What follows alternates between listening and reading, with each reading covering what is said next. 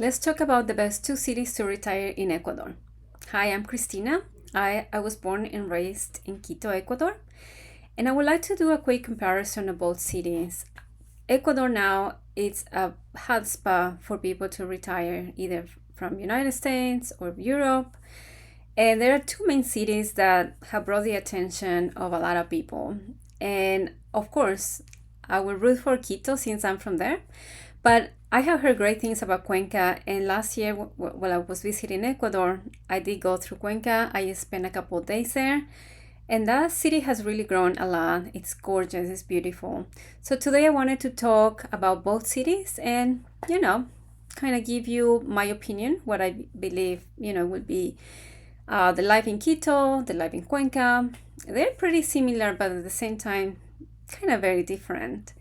Let's start with Quito. Quito is, of course, the capital. You have international airport there, direct flight to United States. It's very convenient. The population is around 2.7 million people in Quito, and you have all these volcanoes and mountains.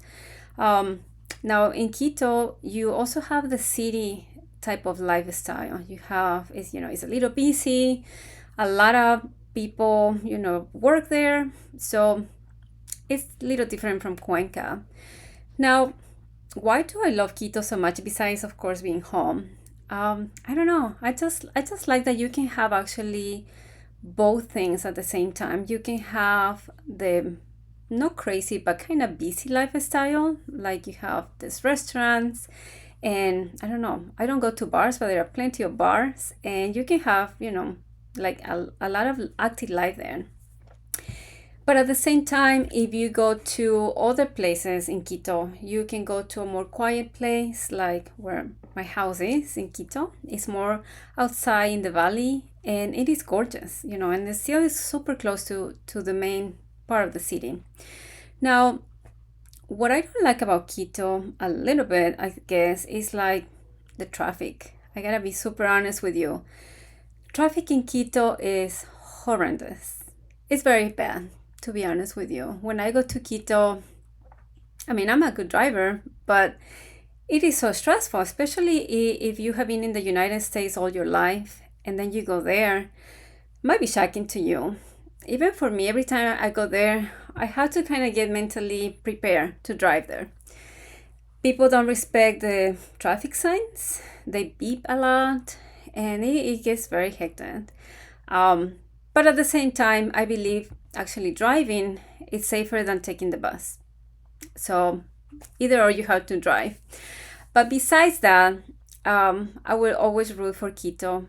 Not because Cuenca is it's not good, but just because I know Quito better. Just my preference. Now let's talk a little bit about Cuenca. I was there last year for a couple of days, and it is gorgeous. It's beautiful. Just like Quito, they are both UNESCO heritage sites.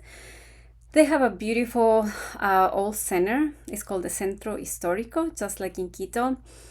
Beautiful churches, beautiful, beautiful buildings. I think that's the things that they both are very alike, but very similar with that.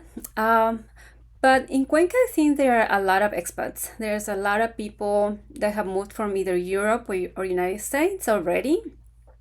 If I'm not mistaken, I believe there are around like 8,000 to 10,000 people that have moved to Ecuador and retired there in Cuenca, and it's gorgeous. Now, it all depends, what you're looking for. If you decide to retire and move to Ecuador, you can go there and be in a community where it's just Americans, like in Cuenca. That's the difference. In Cuenca, you have these little groups where a lot of people from Europe and United States congregate, like little communities. And you find everything in English. You find, restaurants run by people from United States. You find communities that is just kind of English, so you kind of feel at home once you're there. And for some people, that might be something super attractive. You don't have to struggle too much with the language. You have a ton of people that are foreigners, and you might feel super comfortable, even safer. But again, if the goal to retire and go to another country, it's actually to immerse in the culture, learn the language, and kind of become an Ecuadorian, then I will definitely go for Quito. In Quito, some people do speak English, but I think if you really want to become fluent in Spanish, you have to live the language. You have to think in Spanish. You have to need it for survival. That's the only way to learn, and that's what happened to me. I know my English is not perfect. I still have my beautiful accent that I made peace with it. I love it. It is just who I am. But even though I did so many semesters in college learning English back home when I was in Quito, I felt that I didn't know any English when I came to United States. To me, everybody spoke super fast and it was so hard to understand, even though supposedly I knew English. So same concept, I had to come to United States and actually live here to learn the slang words, to learn, I don't know, the different words that I don't even found in books, actually.